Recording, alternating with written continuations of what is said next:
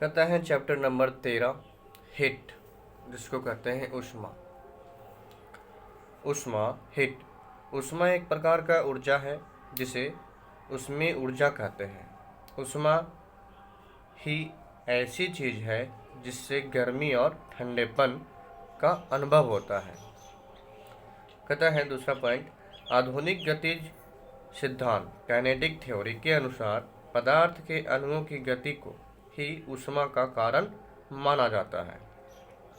अणुओं की गति तेज होने पर वस्तु की ऊष्मीय ऊर्जा बढ़ जाती है तथा अणुओं की गति कम होने पर वस्तु की ऊष्मीय ऊर्जा घट जाती है। अतः ऊष्मा एक प्रकार की ऊर्जा है जिसका अस्तित्व जो है वस्तुओं के अणुओं की गति के कारण है। ताप टेम्परेचर ऊष्मा के प्रवाह की दिशा बताने हेतु जिस मूल राशि की आवश्यकता होती है उसे ताप कहते हैं। ताप तप्यता या शीलता की अपेक्षा माप या सूचक होता है। जिस तरह द्रव ऊंचे तल से नीचे तल की ओर बहता है, गैस ऊंचे दाब से नीचे दाब की ओर बहती है, ठीक उसी तरह ऊष्मा भी अधिक ताप वाली वस्तु से कम ताप वाली वस्तु की ओर बहती है।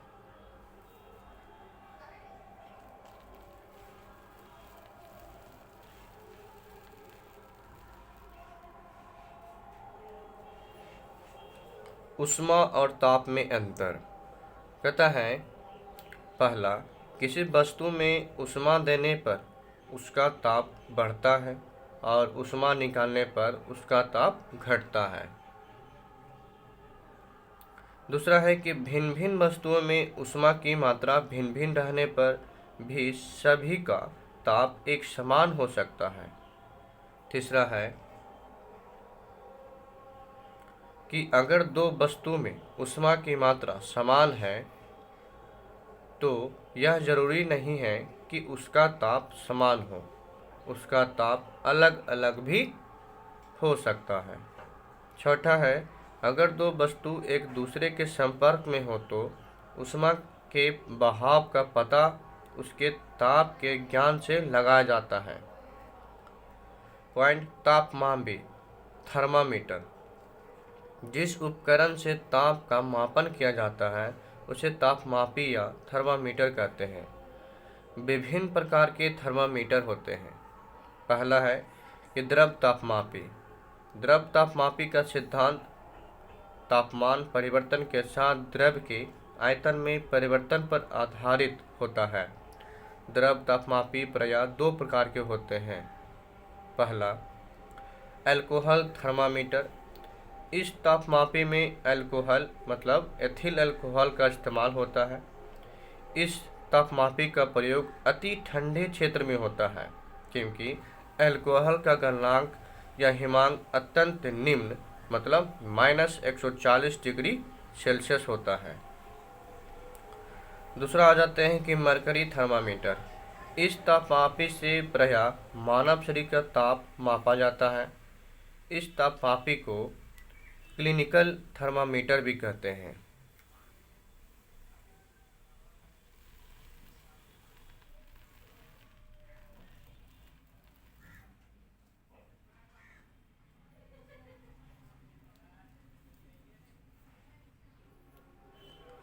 दूसरा है गैस तापमापी। इस तापमापी में गैस का इस्तेमाल होता है। यह भी दो प्रकार के होते हैं। पहला, स्थिर आयतन गैस तापमापी। यह तापमापी गै-लुसैक के नियम पर P बराबर T, जहाँ V कांस्टेंट हो, पर कार्य करता है। इस तापमापी में हाइड्रोजन गैस के स्थिर आयतन का दाब मापकर ताप का पता लगाया जाता है। हाइड्रोजन गैस तापमापी से लगभग -200 डिग्री सेल्सियस से 500 डिग्री सेल्सियस तक का ताप मापन किया जाता है। 500 डिग्री सेल्सियस से ऊपर के ताप मापना हो तो नाइट्रोजन गैस का प्रयोग होता है। वहीं -200 डिग्री सेल्सियस से नीचे के ताप मापने हेतु हीलियम गैस का प्रयोग होता है। दूसरा है नियत दाब गैस थर्मामीटर। यह थर्मामीटर चार्ल्स का नियम V बराबर T, मतलब जहाँ P कांस्टेंट है, पर कार्य करता है। तीसरा है प्लेटिनम प्रतिरोध तापमापी। किसी धातु का विद्युत प्रतिरोध ताप बढ़ने से बढ़ जाता है। इसी सिद्धांत का प्रयोग कर इस थर्मामीटर को बनाया जाता है, जिनमें प्लेटिनम धातु का इस्तेमाल किया जाता है। इस थर्मामीटर से 1000 डिग्री सेल्सियस तक का ताप मापा जा सकता है। छठा है कि ताप युग्म तापमापी थर्मोकपल थर्मामीटर। यह थर्मामीटर सीबेक प्रभाव के सिद्धांत पर कार्य करता है। इससे -200 डिग्री सेल्सियस से 1600 डिग्री सेल्सियस तक का ताप मापा जा सकता है। कहता है सीबेक प्रभाव, जब दो भिन्न भिन्न धातु युग्म एंटीमनी, बिस्मथ या लोहा तांबा के तार को जोड़कर बंद परिपथ बनाते हैं और दोनों संधियों मतलब जोड़ को भिन्न भिन्न ताप पर रखते हैं तो परिपथ में विद्युत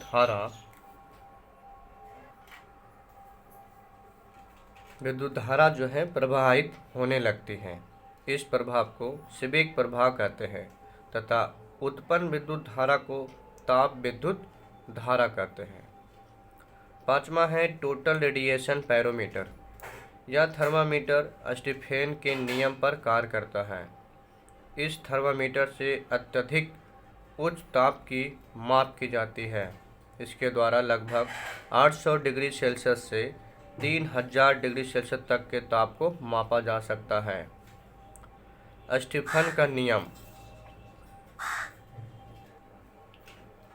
उच्च ताप वाली वस्तु के प्रति एकांक पृष्ठ क्षेत्रफल से प्रति सेकेंड उत्सर्जित विकिरण की मात्रा उसके परम ताप के चतुर्थ घात के समानुपाती होता है, मतलब E बराबर T⁴। छठा कहता है यह थर्मामीटर उच्च तप्त वाली वस्तु से उत्सर्जित विकिरण के आधार पर ही उसका ताप मापता है। छठा कहता है ऑप्टिकल पायरोमीटर। यह थर्मामीटर भी अत्यधिक उच्च तापमान को मापने हेतु प्रयोग किया जाता है। इसके द्वारा 800 डिग्री सेल्सियस से 2700 डिग्री सेल्सियस तक का ताप मापा जा सकता है। यह थर्मामीटर विन के विकिरण संबंधी विस्थापन नियम पर कार्य करता है। कहता है विन का सिद्धांत, तप्त वस्तु से उत्सर्जित विकिरण में सर्वाधिक ऊर्जा वाले विकिरण का तरंगदैर्घ्य तथा वस्तु के परम ताप का गुणनफल हमेशा नियत रहता है, मतलब λ/T बराबर कांस्टेंट।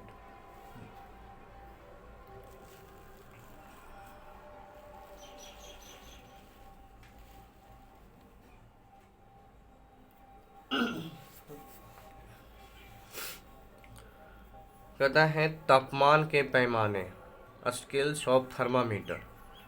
किसी भी तापमान मापने हेतु दो नियत बिंदु फिक्स पॉइंट लेना आवश्यक होता है और यह नियत बिंदु को सदैव समान ताप पर होने वाली भौतिक परिघटना से संबंधित किया जाना जरूरी होता है।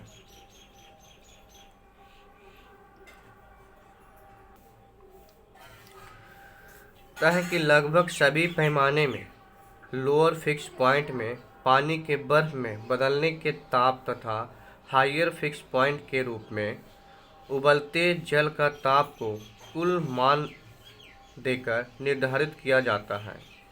तापमान के विभिन्न स्केल नियम निम्न हैं। पहला, सेंटीग्रेड और सेल्सियस स्केल। इसको फ्रांस के वैज्ञानिक सेल्सियस ने बनाया था। इसका लोअर फिक्स पॉइंट मतलब हिमांक बिंदु है 0 डिग्री सेल्सियस तथा हायर फिक्स पॉइंट है मतलब पथनांक बिंदु है 100 डिग्री सेल्सियस होता है तथा दोनों फिक्स पॉइंट की दूरी जो है 100 बराबर भागों में बांटा होता है। दूसरा है फ़ारेनहाइट स्केल। इसको इंग्लैंड के वैज्ञानिक फ़ारेनहाइट ने बनाया था। इसका लोअर फिक्स पॉइंट मतलब हिमांक बिंदु है 32 डिग्री फ़ारेनहाइट तथा हायर फिक्स पॉइंट मतलब क्वथनांक बिंदु है 212 डिग्री फ़ारेनहाइट होता है तथा इसके बीच की दूरी 180 बराबर भागों में बांटा होता है। कहता है कि डॉक्टरी थर्मामीटर प्रयोग फ़ारेनहाइट स्केल में ही होता है। तीसरा है कि केल्विन स्केल।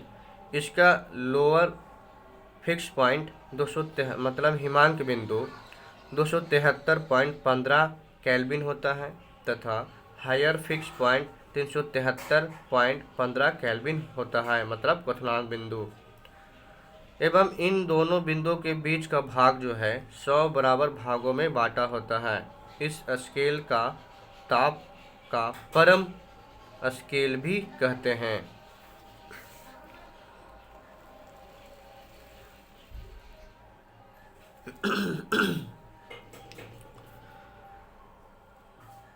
कहता है कि सेल्सियस फ़ारेनहाइट तथा केल्विन स्केल के बीच संबंध C-0/100 बराबर K-273/100 बराबर F-32/180 या इसी के छोटा रूप बोल सकते हैं C/5 बराबर F-32/9। -40 डिग्री सेल्सियस ऐसा तापक्रम है जहां डिग्री सेंटीग्रेड और फ़ारेनहाइट का पाठ्यांक एक ही होता है। मानव शरीर का सामान्य ताप 36.99 डिग्री सेल्सियस या 37 डिग्री सेल्सियस बोल सकते हैं या 98.6 फ़ारेनहाइट या 310 केल्विन होता है। त्रिक बिंदु ट्रिप पॉइंट। किसी पदार्थ का त्रिक बिंदु वह ताप होता है जिस पर पदार्थ की तीनों अवस्था ठोस, द्रव और गैस एक साथ संतुलन की रहती है।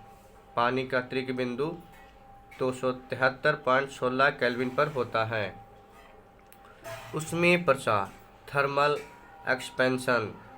ऊष्मा पाकर वस्तु का अपने आकार में बढ़ जाना ही ऊष्मीय प्रसार कहलाता है। ऊष्मीय प्रसार ठोस में सबसे कम तथा गैस में सबसे अधिक होता है। ठोस को गर्म करने पर उसकी लंबाई तथा आयतन दोनों में परिवर्तन होता है, परंतु द्रव एवं गैस में केवल आयतन में परिवर्तन होता है। समान मात्रा में ऊष्मा दिए जाने पर भिन्न भिन्न पदार्थों का प्रसार भिन्न भिन्न अनुपात में होता है। किस पदार्थ में कितना प्रसार होगा यह प्रसार गुणांक पर निर्भर करता है। पहला कहता है कि रेखीय प्रसार गुणांक। 1 डिग्री सेल्सियस तापमान बढ़ाने पर किसी वस्तु की एकांक लंबाई में होने वाली वृद्धि को रेखीय प्रसार गुणांक मतलब अल्फा कहते हैं। रेखीय प्रसार गुणांक अल्फा बराबर होता है लंबाई में वृद्धि बटा मूल लंबाई इंटू ताप में वृद्धि। प्रमुख पदार्थ का रेखीय प्रसार गुणांक होता है पहला कि तांबा का रेखीय प्रसार गुणांक है तो 1.7 इंटू 10⁻⁻5 प्रति केल्विन। तांबा का रेखीय प्रसार गुणांक होता है 1.7 इंटू 10⁻⁻5 प्रति केल्विन। दूसरा है पीतल का रेखीय प्रसार होता है 1.8 इंटू 10⁻⁻5 प्रति केल्विन। लोहा का होता है 1.2 इंटू 10⁻⁻5 प्रति केल्विन। एल्युमिनियम का रेखीय प्रसार गुणांक होता है 2.3 इंटू 10⁻⁻5 प्रति केल्विन। चांदी का रेखीय प्रसार गुणांक होता है 1.9 इंटू 10⁻⁻5 प्रति केल्विन। सीसा का रेखीय प्रसार गुणांक होता है 0.29 इंटू 10⁻⁻5 प्रति केल्विन।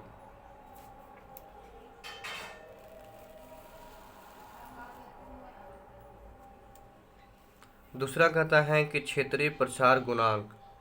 1 डिग्री सेल्सियस ताप को बढ़ाने पर किसी वस्तु के एकांक क्षेत्रफल में होने वाली वृद्धि को क्षेत्रीय प्रसार गुणांक मतलब बीटा कहा जाता है। क्षेत्रीय प्रसार गुणांक बीटा बराबर होता है क्षेत्र में वृद्धि बटा मूल क्षेत्र इंटू ताप में वृद्धि। तीसरा है आयतन प्रसार गुणांक। 1 डिग्री सेल्सियस ताप को बढ़ाने पर किसी वस्तु के एकांक आयतन में होने वाली वृद्धि को आयतन प्रसार गुणांक गामा कहा जाता है। आयतन प्रसार गुणांक गामा बराबर होता है आयतन में वृद्धि बटा मूल आयतन इंटू ताप में वृद्धि। प्रमुख पदार्थ का आयतन प्रसार गुणांक। इन बार में आयतन प्रसार गुणांक होता है 0.27 इंटू 10⁻⁻5 प्रति केल्विन। पैराफिन में आयतन प्रसार गुणांक होता है 58.8 इंटू 10⁻⁻5 प्रति केल्विन। पानी का आयतन प्रसार गुणांक होता है 20.7 इंटू 10⁻⁻5 प्रति केल्विन। पारा का आयतन प्रसार गुणांक होता है 18.2 इंटू 10⁻⁻5 प्रति केल्विन। पायरेक्स कांच का आयतन प्रसार गुणांक होता है 1 इंटू 10⁻⁻5 प्रति केल्विन। साधारण कांच का आयतन प्रसार गुणांक होता है 2.5 इंटू 10⁻⁻5 प्रति केल्विन।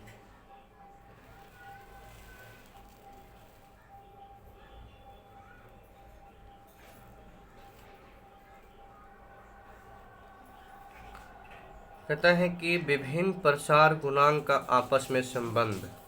अल्फा बराबर होता है बीटा बटा 2 तथा अल्फा बराबर होता है गामा बटा 3। तो बोल सकते हैं बीटा बराबर 2 अल्फा तथा गामा बराबर 3 अल्फा। तो बोल सकते हैं अल्फा अनुपात बीटा अनुपात गामा बराबर 1:2:3। उसमें प्रसार के उदाहरण है। पहला, रेल की पटरियां बिछाते समय बीच के मोड़ पर कुछ खाली जगह छोड़ दी जाती है। इसका कारण है कि पटरियां लोहे मतलब इस्पात की बनी होती है तथा गर्म होने पर फैलती है। दूसरा है कि कांच की बोतल में जब कॉर्क फंस जाती है तो बोतल की गर्दन को थोड़ा गर्म करते हैं जिससे गर्दन ढीली हो जाती है तथा कॉर्क आसानी से बाहर निकल जाते हैं। तीसरा कहता है कि वलय रिंग को गर्म करने पर वह प्रसारित होकर फैल जाएगी। इसी सिद्धांत का उपयोग लकड़ी के पहिए पर लोहे के हाल चढ़ाने में किया जाता है। छठा है कि लोहे के पुल बनाते समय डरटरों को केवल एक सिरे पर कसते हैं, उनके दूसरे सिरे को ठोस बेलन पर रख देते हैं ताकि ताप बढ़ने तथा घटने से पूर्व वे स्वतंत्रतापूर्वक फैल एवं सिकुड़ सके। पांचवा कहता है कि मोटे कांच के गिलास में खौलता जल डालने पर गिलास चटक जाता है। इसका कारण यह है कि गर्म जल डालने पर कांच की दीवारों की अंदर की सतह तुरंत गर्म होकर बढ़ जाती है, जबकि कांच के कुचालक होने पर बाहर की सतह उतने ही बनी रहती है। अतः अंदर एवं बाहर के प्रसार अलग अलग होने के कारण गिलास चटक जाता है। छठा कहता है कि जब दो भिन्न धातु की पट्टी जिनके तापीय प्रसार गुणांक अलग अलग है, इसको एक साथ जोड़कर गर्म करने पर असमान प्रसार के कारण वे मुड़ जाएगी। ज़्यादा फैलने वाली धातु की पट्टी उतलाकर सतह पर होगी और कम फैलने वाली धातु की पट्टी अवतल सतह पर होगी। सातवां कहता है यदि किसी घनाभ के भीतर एक गोलाकार छिद्र है तो गर्म करने पर घनाभ के साथ गोलाकार छिद्र का भी आयतन बढ़ेगा, यानी छिद्र बड़ा हो जाएगा। गर्म करने पर तापीय प्रसार होने से आयतन बढ़ता है जिससे वस्तु का घनत्व घटता है। वहीं तापमान कम होने पर आयतन घटता है और घनत्व बढ़ जाता है।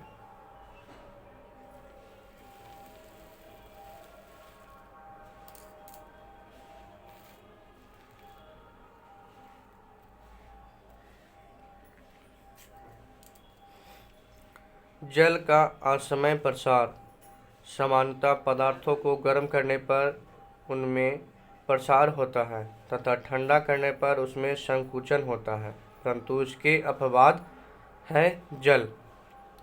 जल को ठंडा करने पर 4 डिग्री सेल्सियस तक तो उसका संकुचन होता है, जिससे आयतन घटता है और घनत्व बढ़ता है, परंतु 4 डिग्री सेल्सियस से नीचे और ठंडा करने पर आयतन बढ़ने लगता है और घनत्व घटने लगता है। जब 0 डिग्री सेल्सियस पर जल बर्फ बनता है तो उसका आयतन बढ़ जाता है और घनत्व घट जाता है। ऊष्मा के मात्रक। ऊष्मा का एसआई मात्रक जूल है। इसके अतिरिक्त ऊष्मा का सेल्सियस मात्रक कैलोरी है। ऊष्मा के विभिन्न मात्रकों के बीच संबंध है। तो 1 कैलोरी बराबर होता है 4.2 जूल। 1 कैलोरी बराबर होता है 4.2 जूल। 1 किलो कैलोरी बराबर होता है 10 के पावर 3 कैलोरी या 4200 जूल। 1 किलो कैलोरी बराबर होता है 10 के पावर 3 कैलोरी या 4200 जूल। एक ब्रिटिश थर्मल यूनिट बराबर होता है 252 कैलोरी। एक ब्रिटिश थर्मल यूनिट बराबर होता है 252 कैलोरी। एक थर्म बराबर होता है 10 के पावर 5 ब्रिटिश थर्मल। एक थर्म बराबर होता है 10 के पावर 5 ब्रिटिश थर्मल।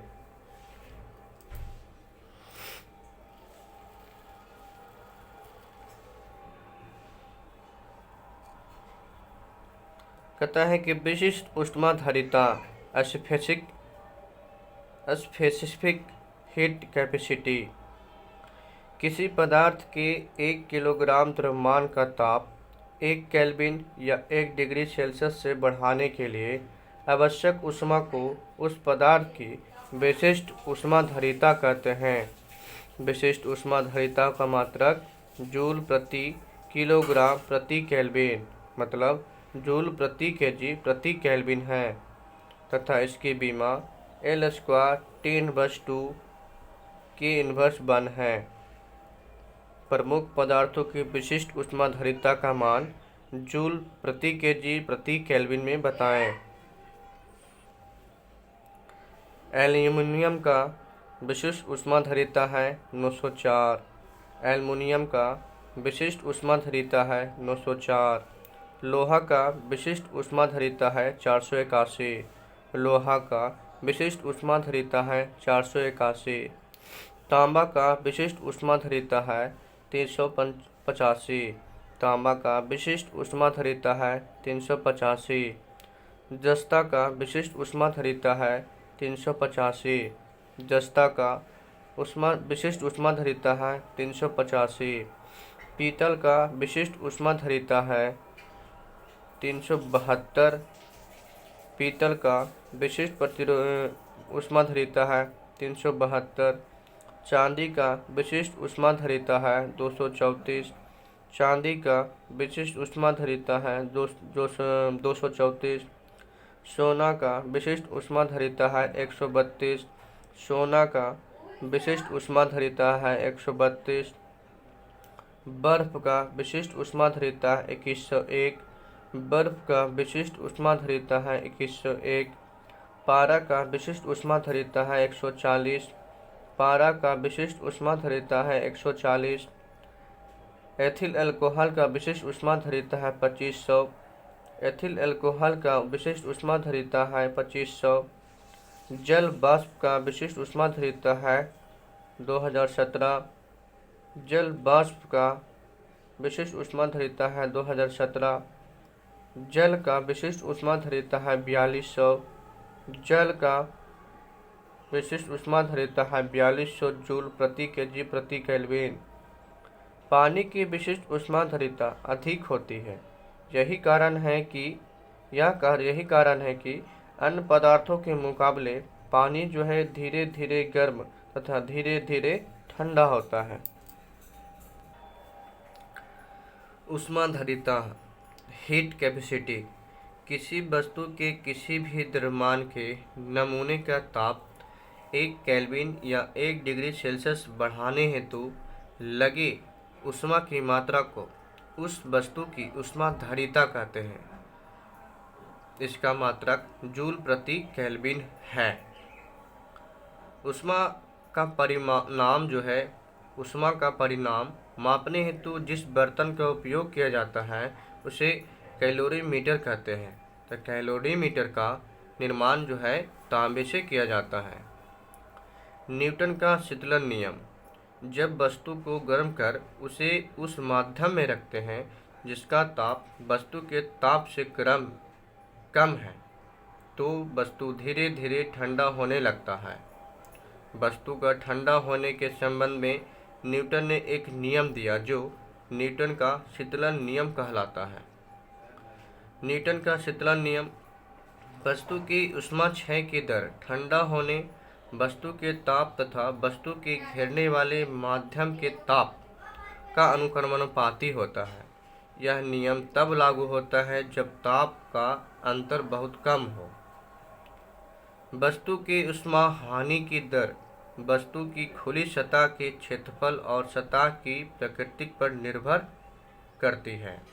शीतलन की दर वस्तु की सतह के क्षेत्रफल के बढ़ने पर बढ़ती है और घटने पर घटती है।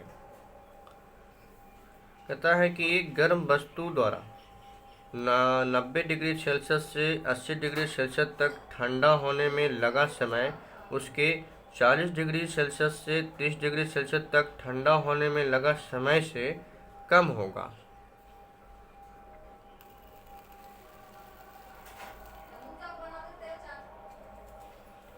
अवस्था परिवर्तन, चेंज ऑफ स्टेट, किसी ताप पर किसी पदार्थ का एक अवस्था से दूसरे अवस्था में परिवर्तन होना अवस्था परिवर्तन कहलाता है।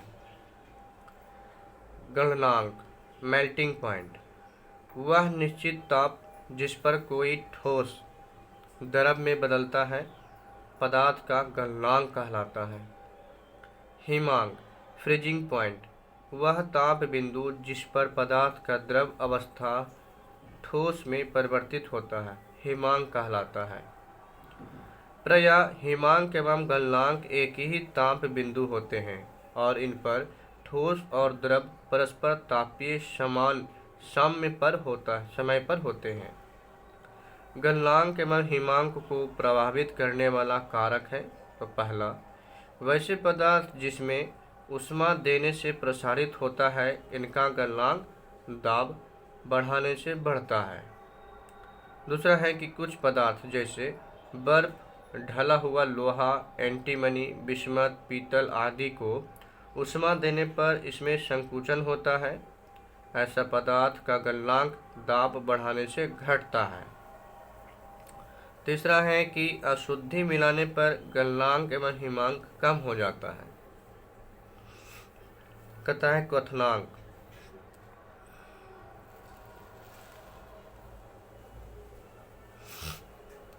क्वथनांक बॉइलिंग पॉइंट तथा संघनन कंडेंशन, वह निश्चित ताप जिस पर पदार्थ की द्रव अवस्था गैस अवस्था में परिवर्तित होती है क्वथनांक कहलाता है।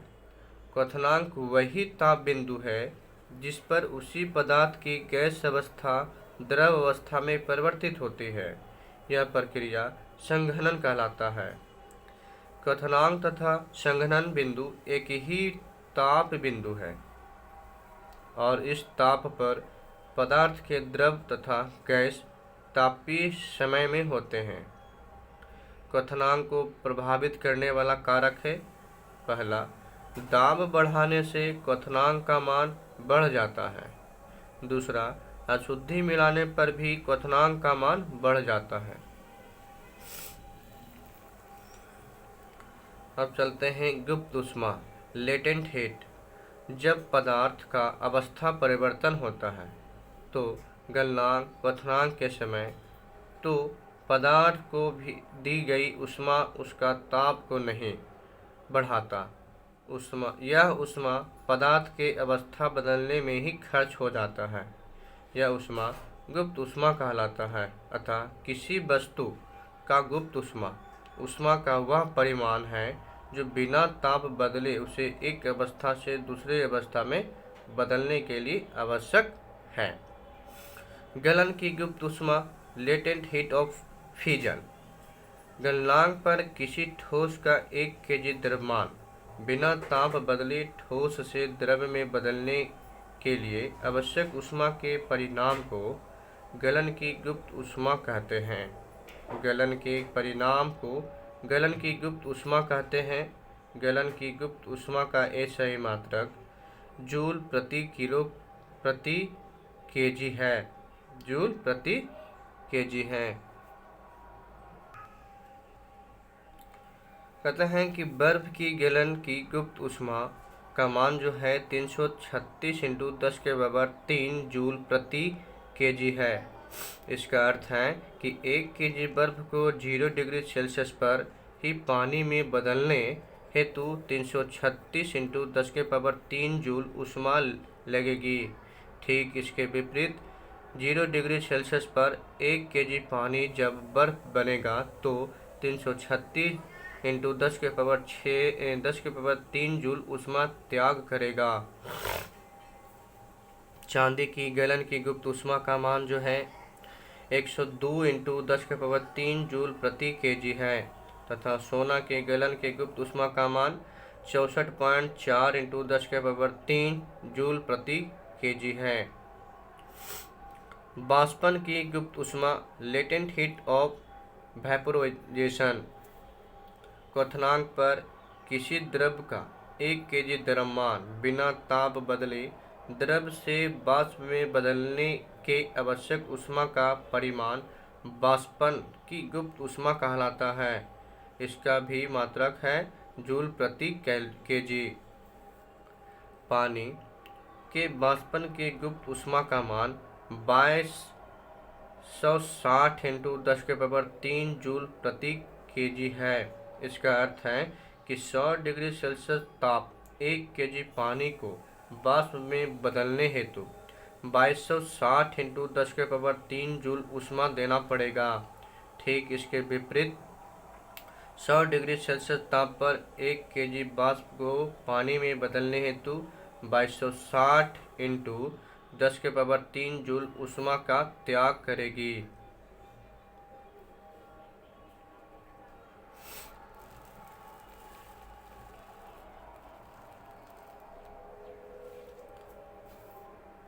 कहता है बाष्पीकरण। बाष्पीकरण वेपोराइजेशन द्रव से वाष्प में परिणत होने की प्रक्रिया बाष्पीकरण कहलाता है। बाष्पीकरण 2 प्रकार के होते हैं।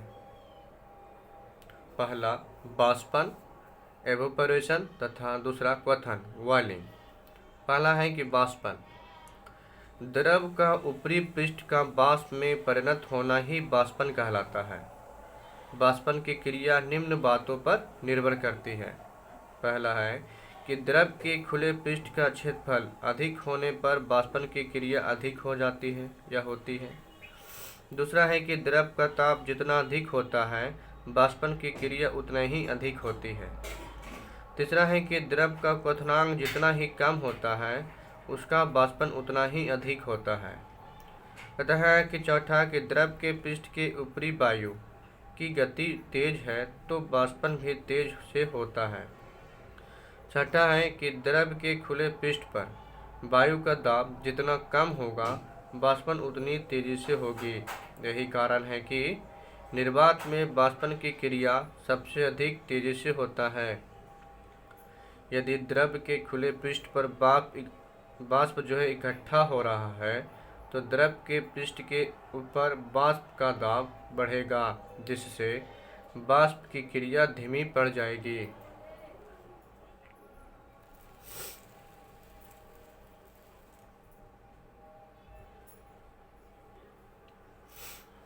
क्वथनांक दूसरा है क्वथनांक। जब किसी द्रव को गर्म किया जाता है तो एक निश्चित ताप पर द्रव के पूरे भाग में वाष्प बनाने लगता है। इस क्रिया को क्वथन कहते हैं तथा जिस ताप पर ऐसी क्रिया होती है उसे क्वथनांक कहते हैं। क्वथनांक निम्न बातों पर निर्भर करता है। पहला, द्रव के वाष्प पर दाब का मान बढ़ने से द्रव का क्वथनांक बढ़ता है। दूसरा, द्रव में अशुद्धि रहने से द्रव का क्वथनांक बढ़ जाता है। अब कहता है बाष्पन इवेपोरेशन। पहला, कि मिट्टी के घड़े रंध्रमय होती है जिससे घड़ा में भरा पानी ऊपरी पृष्ठ तक आ जाता है। यह पानी बाष्पित होता रहता है और बाष्पित होने के लिए ऊष्मा भीतर के पानी से लेता है जिससे भीतर का पानी ठंडा रहता है। दूसरा है कि बाष्प बनाने के लिए पसीना शरीर से ही आवश्यक ऊष्मा लेता है। शरीर के ऊष्मा कम होने से हमें ठंडक का अनुभव होता है। पंखे जलाने से वाष्प की दर बढ़ जाती है जिससे और भी शीतलता का अनुभव होता है। तीसरा है कि ईथर या स्पिरिट को हथेली पर रखने से ठंडक का अनुभव होता है। इसका कारण भी बाष्पन है। छठा है, ये द्रव को ठंडा करने हेतु खुले पृष्ठ वाले बर्तन में रखा जाता है और पंखा चला दिया जाता है जिससे वाष्प की दर बढ़ जाती है और द्रव शीघ्र ठंडा हो जाता है। पाँचवा है कि कमरे को ठंडा करने हेतु दरवाजे खिड़की पर खास प्रकार के टट्टी लगाकर उस पर पानी छिड़कते हैं, यानी पानी वाष्पित होने के लिए कमरे के अंदर के हवा से ऊष्मा लेता है और हवा को ठंडी कर देता है। कहता है कि क्रांति ताप क्रिटिकल टेम्परेचर। किसी गैस या वाष्प का क्रांतिक ताप वह ताप है जिसके ऊपर किसी भी ताप पर उस गैस या वाष्प को द्रवित नहीं किया जा सकता, चाहे उस पर कितना ही दाब क्यों न आरोपित किया जाए। क्रांतिक ताप से नीचे के ताप पर गैस या वाष्प पर दाब आरोपित कर उसे द्रवित किया जा सकता है। CO2 कार्बन डाइऑक्साइड का क्रांतिक ताप जो है 31 डिग्री सेल्सियस है या 31.1 डिग्री सेल्सियस है। क्रांतिक दाब क्रिटिकल प्रेशर। क्रांतिक ताप पर कोई गैस जिस न्यूनतम दाब से द्रवित होता है उस दाब को क्रांतिक दाब कहते हैं। CO2 मतलब कार्बन डाइऑक्साइड का क्रांतिक दाब होता है 73 atm। क्रांतिक आयतन क्रिटिकल वॉल्यूम। क्रांतिक ताप एवं क्रांतिक दाब पर किसी गैस के 1 किलोग्राम के द्रव्यमान का आयतन जो है उस गैस का क्रांतिक आयतन कहलाता है। नोट कि गैस और वाष्प में कोई निश्चित भेद नहीं है। सामान्यतः गैस के लिए वाष्प या वाष्प के लिए गैस शब्द का इस्तेमाल होता है।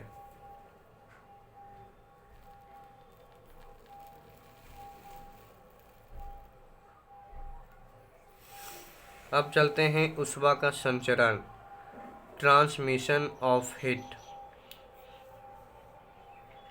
ताप के अंतर रखने के कारण ऊष्मा का एक वस्तु से दूसरे वस्तु में स्थानांतरण ही ऊष्मा का संचरण कहलाता है। ऊष्मा का संचरण की 3 विधि है। पहला, चालन कंडक्शन, दूसरा संवहन और तीसरा विकिरण कंडक्शन बोलते हैं। पहला है कि चालन कंडक्शन। इस विधि से पदार्थ के कण मतलब अणु अपना स्थान बदले ऊष्मा को दूसरे कण तक पहुंचा देते हैं। ठोस पदार्थ चालन विधि के द्वारा ही गर्म होता है। ठोस के अणु एक दूसरे से दूसरे स्थान पर गति करने के लिए स्वतंत्र नहीं होते हैं, अतः ठोस में ऊष्मा स्थानांतरण के केवल चालन विधि द्वारा होता है। दूसरा है संवहन कन्वेंशन। इस विधि में पदार्थ के कण स्वयं स्थान बदलकर गर्म क्षेत्र से ठंडे क्षेत्र की ओर चलकर ऊष्मा को दूसरे कण तक पहुंचाते हैं। द्रव तथा गैसीय पदार्थ इसी विधि से गर्म होता है।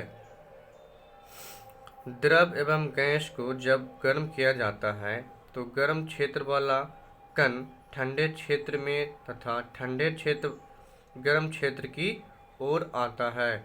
इस कारण द्रव एवं गैस में एक प्रकार की धारा बनती है जिसे संवहन धारा कन्वेंशन करंट कहते हैं। इसी संवहन धारा के कारण गैस का द्रव माध्यम का गर्म होता है। द्रव एवं गैस के अतिरिक्त संवहन धारा प्रकृति में भी पाए जाते हैं। स्थलीय वायु, समुद्री वायु, व्यापारिक वायु सभी संवहन धारा के उदाहरण हैं। धारा कहता है कि धातु में मुक्त इलेक्ट्रॉन पाए जाते हैं जो गति करने हेतु स्वतंत्र होता है, अतः धातु में ऊष्मा का स्थानांतरण चालन तथा संवहन दोनों ही विधि से होता है। तीसरा है विकिरण रेडिएशन। जब ऊष्मा का स्थानांतरण बिना किसी माध्यम के ही होता है तो इस विधि को विकिरण रेडिएशन कहते हैं। पृथ्वी पर सूर्य का ऊष्मा विकिरण विधि से ही पहुंचता है। विकिरण द्वारा ऊष्मा का संचरण निर्वात में भी हो सकता है। विकिरण विधि द्वारा ऊष्मा का संचरण प्रकाश की तरह विद्युत चुम्बकीय तरंग के रूप में होता है। चालन तथा संवहन द्वारा ऊष्मा धीरे धीरे संचलित होता है, लेकिन विकिरण द्वारा ऊष्मा का संचरण प्रकाश की चाल से होता है। विकिरण द्वारा ऊष्मा संचरण का मार्ग जो है सरल रैखिक होता है, जबकि चालन एवं संवहन विधि में ऊष्मा का संचरण टेढ़े मेढ़े मार्ग से भी संभव है। ऊष्मा चालकता थर्मल कंडक्टिविटी। सुचालक एवं कुचालक पदार्थों की भिन्नता का अध्ययन करने हेतु जिस भौतिक राशि की आवश्यकता होती है उसे उसका ऊष्मा चालकता कहते हैं। यह चालन विधि से ऊष्मा संचलित होने का गुण ही ऊष्मा चालकता कहलाता है। पदार्थ की ऊष्मा चालकता का मान जितना अधिक होता है उस पदार्थ में ऊष्मा का आदान प्रदान उतने ही सुगमता से होता है। कहता है कि एसआई मात्रक में ऊष्मा चालकता की परिभाषा। किसी पदार्थ का ऊष्मा चालकता ऊष्मा का वह परिमाण है जो अस्थायी अवस्था में उस पदार्थ के 1 वर्ग मीटर क्षेत्रफल तथा 1 मीटर लंबी छड़ से प्रति सेकंड प्रवाहित होती है, यदि छड़ के दोनों सिरों के बीच तापांतर 1 केल्विन हो तथा ऊष्मा का संचरण छड़ के सिरों के लंबवत हो। ऊष्मा चालकता का एसआई मात्रक वाट प्रति मीटर प्रति केल्विन होता है तथा इसकी विमा ml0 10⁻³ के केल्विन इन्वर्स होता है। विकिरण रेडिएशन। विकिरण शब्द का उपयोग 2 अर्थ में होता है। एक विकिरण ऊष्मा स्थानांतरण की विधि है और दूसरा विकिरण से तात्पर्य विकिरण ऊर्जा से है। विकिरण ऊर्जा रेडिएंट एनर्जी। जब किसी वस्तु को गर्म कर निर्वात में रखा जाता है तो ऊष्मा का क्षय होता है और यह क्षय विकिरण विधि से ही होता है, क्योंकि निर्वात में चालन या संवहन संभव नहीं है। अतः गर्म वस्तु के पृष्ठ से वस्तु के ताप के कारण जो ऊष्मा विकिरण होता है उसे विकिरण ऊर्जा कहते हैं। विकिरण ऊर्जा विद्युत चुम्बकीय तरंग के रूप में रहती है तथा इसी रूप में संचलित होती है। ऊष्मा भी विकिरण ऊर्जा का एक रूप है। निम्न ताप पर विकिरण की दर अल्प होती है। ज्यों-ज्यों ताप बढ़ता जाता है विकिरण की दर तीव्र रूप से बढ़ती जाती है।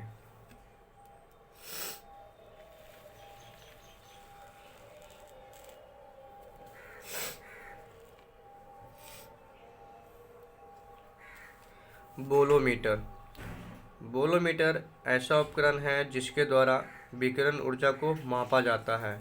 इसकी खोज एपी लैंगले ने 1881 ईस्वी में किया था।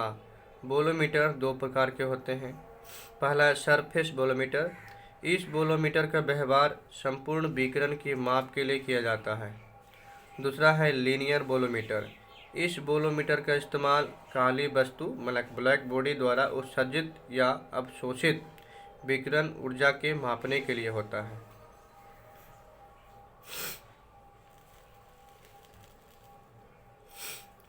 कहता है किरचॉफ का नियम। किरचॉफ के नियम के अनुसार किसी निश्चित ताप पर किसी दी गई तरंगदैर्घ्य के लिए सभी वस्तु की उत्सर्जन क्षमता तथा अवशोषण क्षमता का अनुपात एक ही होता है। किरचॉफ के नियम का सीधा अर्थ यह है कि अच्छे अवशोषक अच्छे उत्सर्जक भी होते हैं। यदि कोई वस्तु किसी तरंगदैर्घ्य विकिरण का अच्छा अवशोषण करता है तो वही उसी तरंगदैर्घ्य के विकिरण का अच्छा उत्सर्जन भी करेगा। उत्सर्जन क्षमता। किसी निश्चित ताप पर किसी पृष्ठ की उत्सर्जन क्षमता उसके प्रति एकांक क्षेत्रफल द्वारा प्रति सेकेंड उत्सर्जित विकिरण ऊर्जा के कुल परिमाण के बराबर होता है।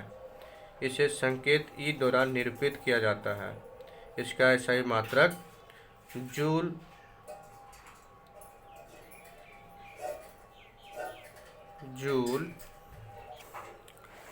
जूल मीटर इनवर्स 2 प्रति सेकेंड है या वाट मीटर इनवर्स 2 है। अवशोषण क्षमता।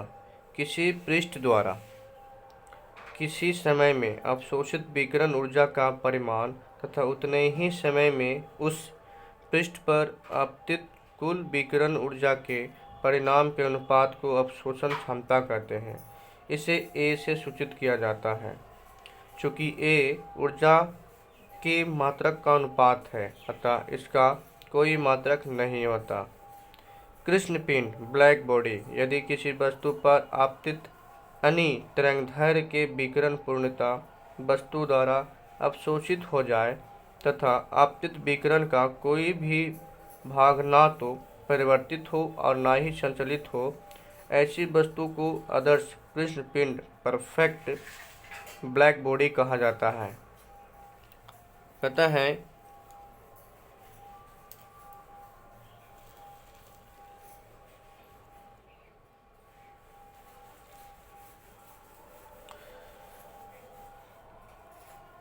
कि कोई भी वस्तु पूर्ण कृष्ण पिंड नहीं हो सकता।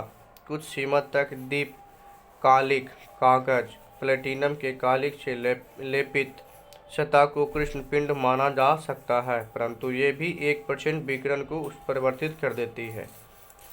आदर्श कृष्ण पिंड एक पूर्ण अवशोषक के साथ एक पूर्ण विकिरण भी कहा जाता है। अतः आदर्श कृष्ण पिंड को जब ऊंचे ताप तक गर्म किया जाता है तो यह सभी संभव तरंगदैर्घ्य के विकिरण को उत्सर्जित करता है। पूर्ण कृष्ण पिंड के अवशोषी क्षमता का मान 1 होता है। थर्मस फ्लक्स एक ऐसा पात्र है जिसमें बहुत देर तक गर्म वस्तु गर्म तथा ठंडी वस्तु ठंडी रहती है। इसका आविष्कार डेवार नामक वैज्ञानिक ने किया था। कहते हैं थर्मस फ्लक्स में ऊष्मा का तीनों विधि द्वारा स्थानांतरण निम्नतम होने के कारण गर्म वस्तु बहुत देर तक गर्म तथा ठंडी वस्तु बहुत देर तक ठंडी रहती है। ऊष्मागतिकी थर्मोडायनेमिक भौतिकी की वह शाखा जिसमें ऊष्मा एवं यांत्रिक ऊर्जा के बीच संबंध तथा उनके परस्पर पर रूपांतरण का अध्ययन किया जाता है, ऊष्मागतिकी कहलाता है।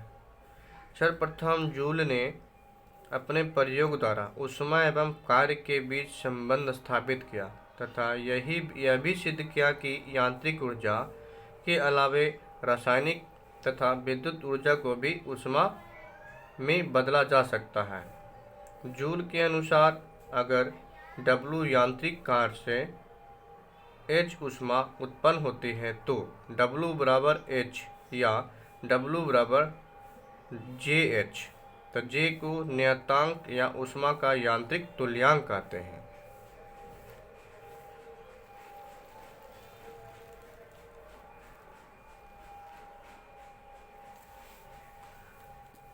ऊष्मागतिकी का शून्यवां नियम। यदि दो वस्तु तीसरी वस्तु से अलग अलग तापीय साम्य की अवस्था में हो तो वह दोनों वस्तु भी आपस में तापीय साम्य की अवस्था में होगी। तापीय साम्य थर्मल इक्विलिब्रियम। जब भिन्न ताप वाली दो वस्तु को संपर्क में लाते हैं तो ऊष्मा का प्रवाह अधिक ताप से कम ताप की ओर होता है और तब तक होता है जब तक दोनों का ताप बराबर ना हो जाए। जब वस्तु का ताप समान हो जाता है तो उसी स्थिति में तापीय साम्य कहा जाता है। ऊष्मागतिकी का पहला नियम। ऊष्मागतिकी का प्रथम नियम ऊर्जा संरक्षण नियम का ही एक रूप है, जिसको शब्द में इस प्रकार से व्यक्त किया जा सकता है। यदि कार्य कर सकने वाले किसी निकाय द्वारा यदि ऊष्मा अवशोषित हो तो अवशोषित ऊष्मा का परिमाण निकाय द्वारा किए गए ब्रह्म कार्य एवं उसकी आंतरिक ऊर्जा में वृद्धि के योग के बराबर होती है। ताकि डी क्यू बराबर D you plus D W, मतलब कि डी क्यू बराबर दिया गया ऊष्मा है, डी यू बराबर आंतरिक ऊर्जा में वृद्धि है और डी डब्ल्यू बराबर निकाय द्वारा किया गया बाह्य कार्य है।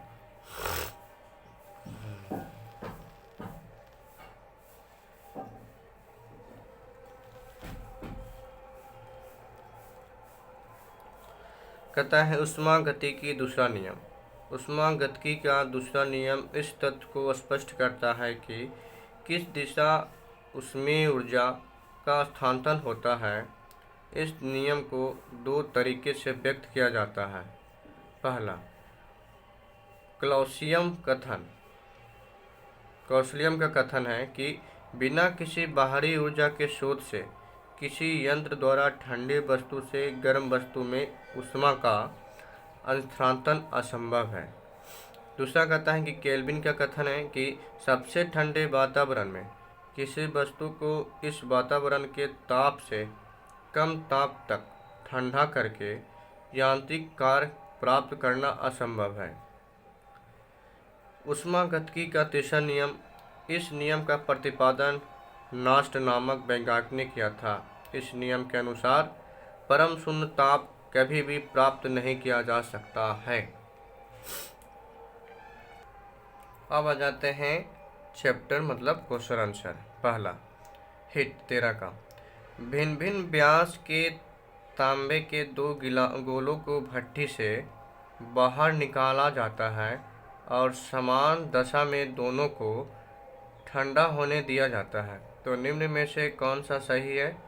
तो बड़ा गोला जल्दी ठंडा होगा